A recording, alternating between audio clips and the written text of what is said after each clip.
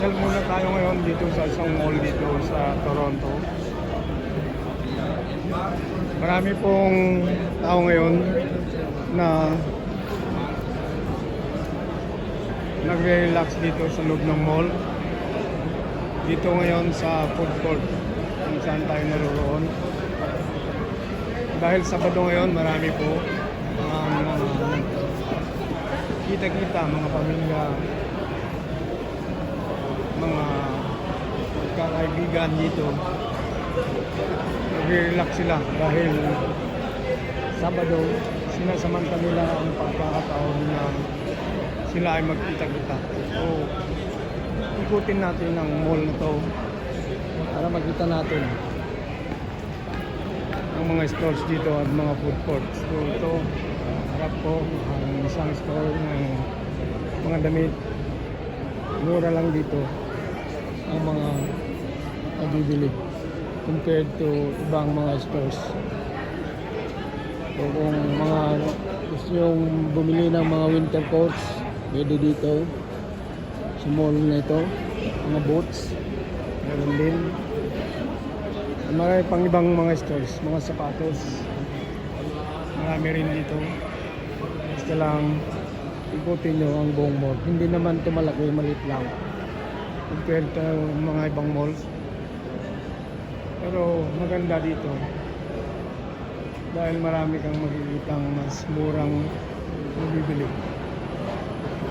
So ito, ikutin din natin ang food court na to. Maraming tao ngayon ang nakaupo dyan sa food court kumakain dahil mga break time nila, kumikilingan nila ang kanilang mga kaibigan, kumakain kasama nila ang mga kaibigan. So pagkakataon nila na mag-bonding. Itong mga stores na to, bilihan ng pagkain. Ito, sarado pa yung isa. Meron din tong bilihan ng mga gadgets,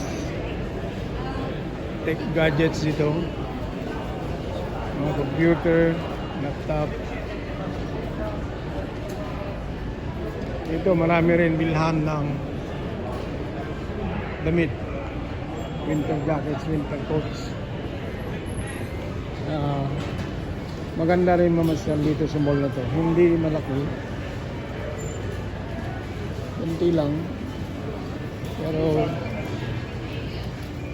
pwede na dahil marami kang mabibiling magagandang items. Ito, visionaires din, tindahan ng mga eyeglasses. Pwede mo patikap sa mga sunglasses. Ito, bilihan din ng sapatos, shoe plug ang tawag. Maraming sapatos na magaganda. Pwedeng pang trabaho, pwedeng pamasyal, pwedeng pang forma, marami dyan. Ito rin isang outlet ng mga damit, pambata, pambabae, karamihan.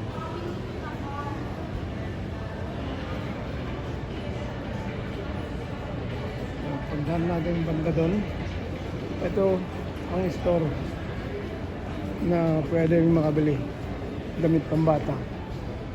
Mura lang dito.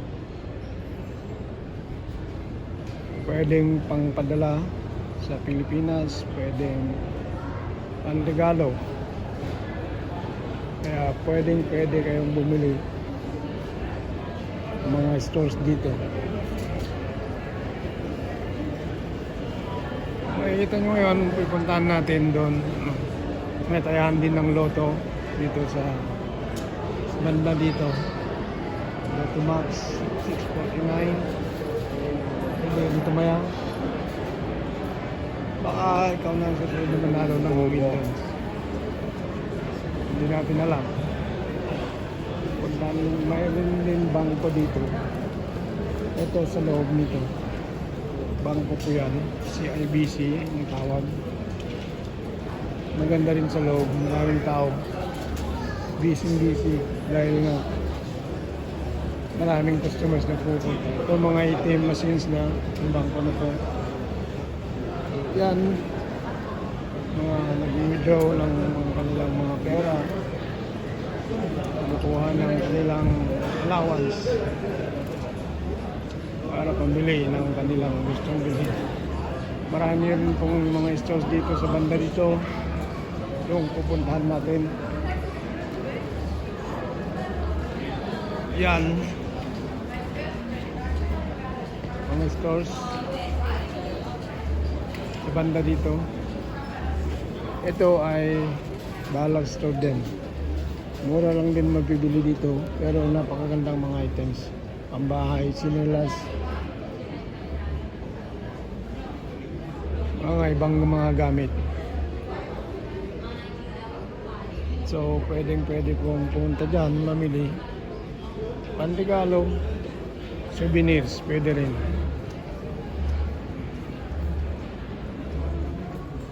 Nakikita nyo ngayon mga maraming tao na pumapasok pa rin dahil tanghali pa lang dito. Alas 12 pa ng tanghali, kaya ito ang karamihan na oras na pagpunta ng mga tao dahil 10 o'clock nagbukas tong mall na to.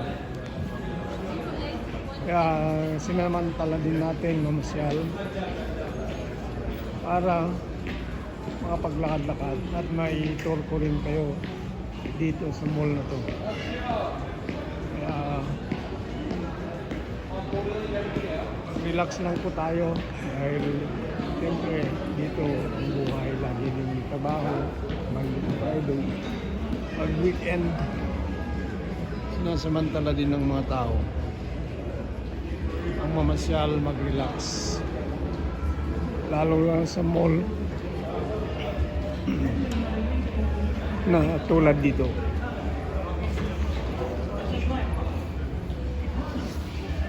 Makita niyo mga tao, masaya sila, nagre-relax, nagbabanding kasama ang kanilang pamilya.